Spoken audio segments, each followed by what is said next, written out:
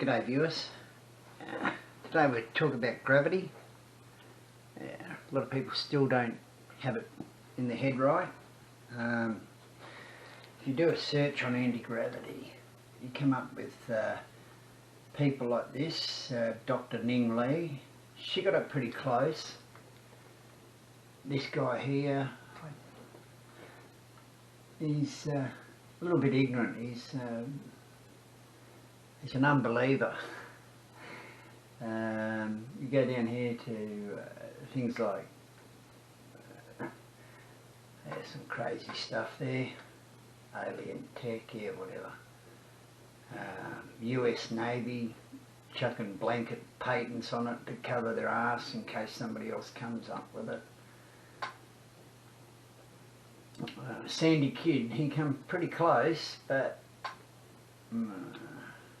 yeah, nah, not good. He missed out. But the closest person so far would be Dr. Ning Lee. I've seen her math, and her math and my math, they look pretty much identical, except for a few minor differences. But anyway, first you've got to understand what gravity is, and nobody's got it right. Maybe Dr. Ning Lee, maybe she just hasn't disclosed it. Gravity is actually an energy field, and it's a pseudo-electric field. It does not react with massless particles, obviously. It's not a force per se, but to a child they will instantly see the inputs and outputs and say gravity's a force. But in actual fact, without the second object interacting, without the two fields of two separate objects interacting, you have no forces induced. And what it is when the second object enters the gravity field, and I say that correctly, gravity field, which is an energy field, that object entering that field has its own field. The two fields interact with a mutual induction of force, physical force, into each object. For example, an object on the surface of the Earth is interacting with the Earth. If it has a mass of 1 kilogram, yeah, well, these collection of small microcontrollers,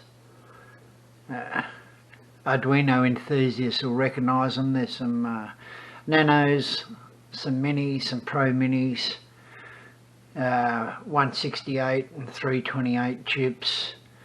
I'm going to be using these as sensor interfacing.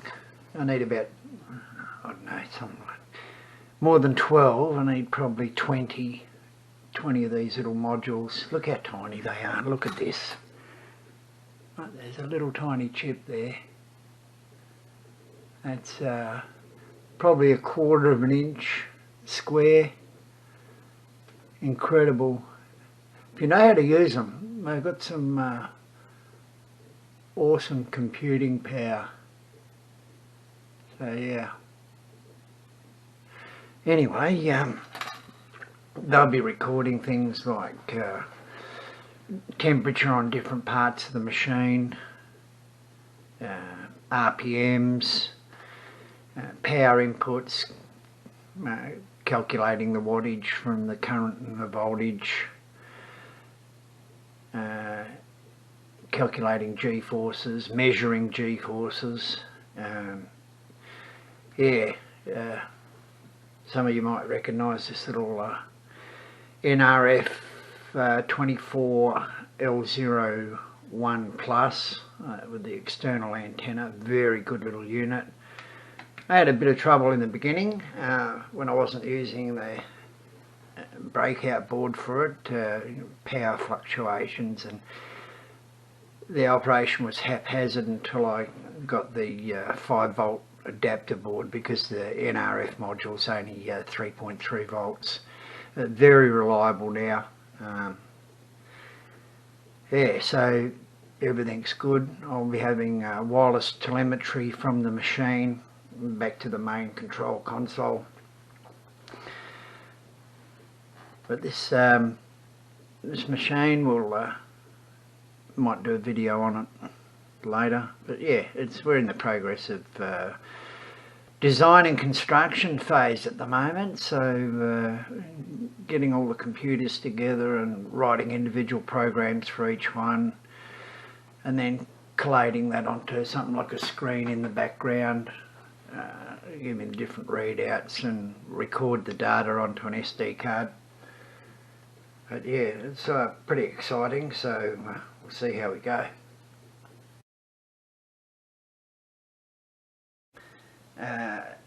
It's exerting approximately 9.81 newtons. So there's 9.81 newtons of force induced into the smaller object by the Earth, and reciprocally there's 9.81 newtons of force induced into the Earth by that object. And it does occur at right angles. I've been through this before.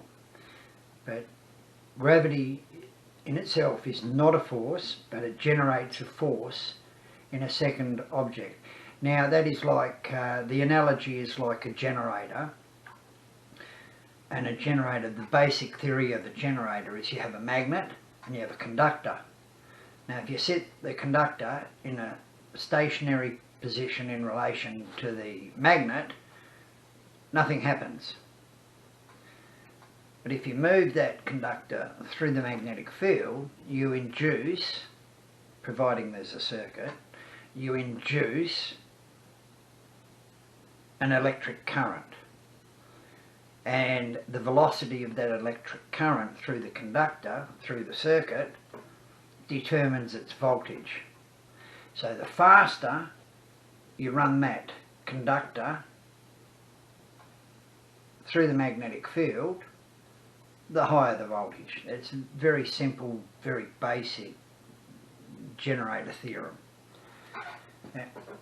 I've always stated that MHD, or magnetohydrodynamics, has been my most, how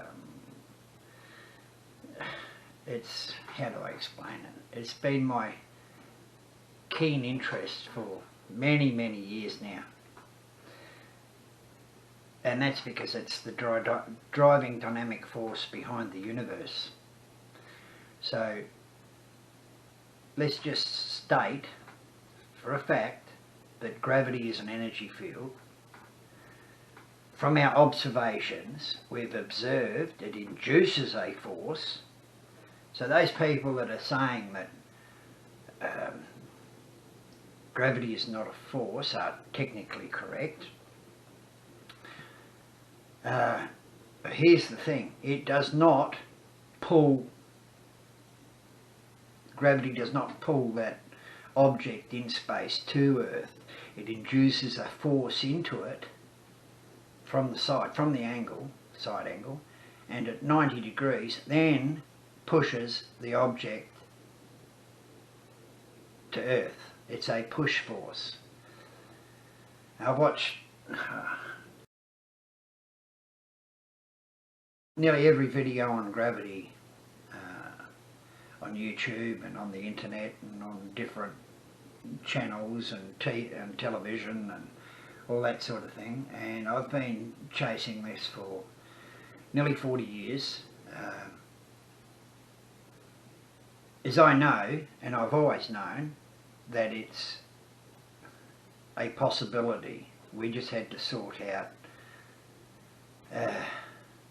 the methodology and the math behind it. And one particular professor out there said, well, you know, you've got to prove it mathematically. And oh my God, I'm thinking this is incredible.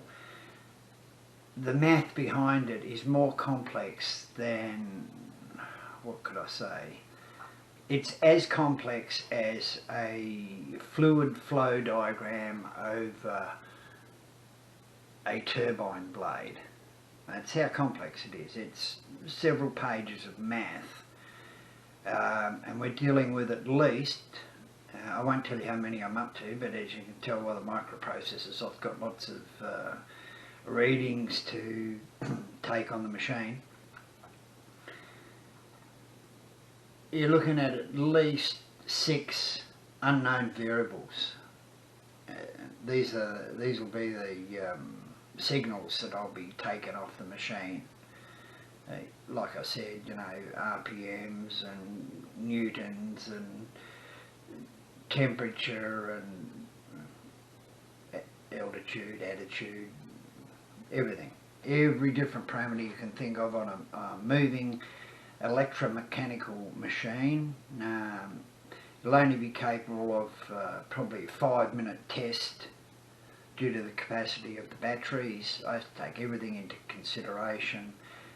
I'm not building the fully articulated model yet with the power supplied from a central point. That'll be all on electrical slip rings, and it'll be quite complex. But we'll be using 2.4 gigs as the radio links to all the sensors. So I'm releasing this video today because to a lot of people today is very special. Yeah, it's a special day, and hopefully it'll be our Independence Day in a way of thinking in the future, and we'll look back at today and go, yeah, this is the day that I decided that it was time to tell you guys about how far I've got and what I'm doing. I'm trying to poke their nose into what you're doing, and really you need a bit of privacy, otherwise you won't get any development. If I have no privacy, if the government was standing in here and people were saying, you've got to show us what you're doing, I go, well, I'm not working on it. Simple as that. You know, you've got to have a bit of privacy and a bit of security, and then you can work on stuff. But as I've showed, I've got enough little microcomputers, and I've got enough little engines and little motors to build a model. Probably be around 1 metre across, maybe a little bit bigger, and that will more than adequately demonstrate it in practice, because all this has come from the result of practical experiments that actually worked. Right? I can generate the force, but the question is, and I know the Russians can generate a 7% reduction in mass. Their effect has a 7% reduction in the mass. I don't know how well the Chinese are going with it, but I know for a fact I can get a lot more than 7%. I can get, let's say we've got to test it to see if it's just under 100% or is it just over, and that's a very crude model. I am going to, nobody in the world has come with anything close to the design of this particular machine, so that's my July the 4th message. Hopefully we can get a bit of independence from gravity, and some of us can go to Mars, because I think we need people on Mars just so we can make fun of them. People on Earth will obviously be the Earthlings, and then there'll be all those geeky Martians, you know, the ones up there living in their spaceships, living in their little domes on Mars. I think it's quite a probability. It's possible with today's technology, but it's sort of a one-way journey. But if we utilise this gravitational inertial drive system, or it's a gravitational engine. It's an advanced gravitational engine. It's frickin' awesome. I know for a fact if we installed it in a jumbo jet or your A380 Airbus, I know for a fact if I bolted one in the main cargo hold and it tried to take off at full takeoff power, I'm pretty sure we could stop it from taking off. That'd be a good test, static test. But it can, it has the effect of impeding or aiding, depends on how it's configured. It can be used to stop aircraft from crashing as severely, like it could slow their impact speed right down to next to nothing if it was undersized, and that's only in one configuration. But I'm more interested in developing something for the aerospace industry, for their interplanetary trips.